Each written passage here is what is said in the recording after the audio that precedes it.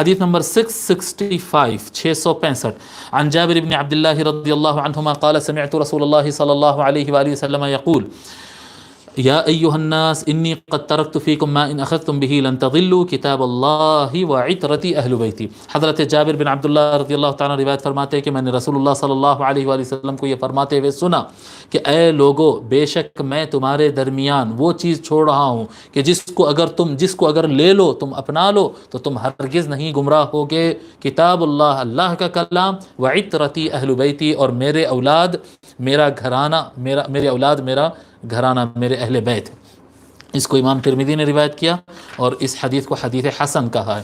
حدیث الثقلین اس کو کہتے ہیں، باختصار الفاظ شیخ الاسلام نے اس کے اوپر الگ سے تصانیف میں بہت تفصیل سے لکھا ہے۔ یہ تقریباً شبہ متواتر حدیث کہتے ہیں اس کو، متواتر، یعنی متواتر بالمعنی، معنی کے اعتبار سے متواتر حدیث ہے، اتنے زیادہ راوی ہے اس کے۔ اور یہاں پر اختصار سے شیخ الاسلام 3 روایت لائے ہیں، ورنہ دیگر کتابوں میں تو روایتوں کی انبار لگا دی ہے۔